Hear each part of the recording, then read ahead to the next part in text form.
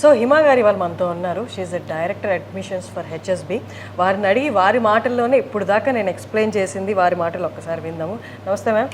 నమస్తే. సో తెలుగువారు మీరు ఇక్కడ ఉన్నారు జేకే యూనివర్సిటీలో అనగానే మన వాళ్ళకి ఇంకొంత ఎక్స్ప్లెయిన్ చేసి అర్థమయ్యేలా చెప్పగలరు మీరైతే కరెక్ట్గా.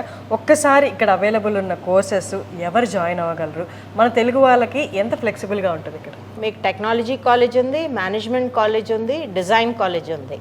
ఈ టెక్నాలజీ కాలేజ్లో ఇంకా అన్నిటికన్నా హైలైట్ ఫీచర్ ఏంటంటే మీరు ఇంటర్ తర్వాత ఐఐటి రాలేదని బాధపడాల్సిన అవసరం లేదు. మీరు కనుక ఇక్కడ ఇంజనీరింగ్ చదువుతా అంటే మీకు ఐఐటికి వెళ్ళే స్కోప్ ఉంది. డిజైను ఇవన్నీ చాలా ఫ్యూచర్లో అవార్డు విన్నింగ్. మన హైదరాబాద్ మెట్రోకి కొన్ని డిజైన్లు చేశారు వీళ్ళు, వాటికి అవార్డ్స్ కూడా వచ్చినాయి. అలాంటి కాలేజెస్ ఉన్నాయి. చాలా తెలియని రత్నం ఈ యూనివర్సిటీ. మా దగ్గర హెచ్ఎస్బి అనే యూనివర్సిటీ కూడా ఉంది, అక్కడ కూడా ఎంబీఏ ఉంది. ఎప్పుడైనా బయటకు వచ్చి చదువుకుంటే మీ ఎక్స్పోజరు, మీ అవేర్నెస్ బాగా పెరుగుతాయి. మీరు అన్నట్టు ఒక జ్యువెల్ లాగా అనిపించింది అనమాట. ఇంత బెస్ట్ ఆపర్చునిటీ ఇక్కడ ఎలా కల్పిస్తున్నారు అని ఎంతోమంది బాధపడతారు. 2.5 లక్షల మంది ప్రతి ఇయర్ అటెండ్ అవుతారు, బట్ 16,000 సీట్లు మాత్రమే మనకి ఇండియన్ ఇన్స్టిట్యూషన్స్లో ఉంటాయి. అక్కడ రాని వాళ్ళు ఇంకొక లాంగ్ టర్మ్ తీసుకోవాలా, లేకపోతే అలానే బాధపడుతూ ఉండాలా, ఏం అవసరం లేదు, జేకేఎల్ఈలో జాయిన్ అవ్వచ్చు.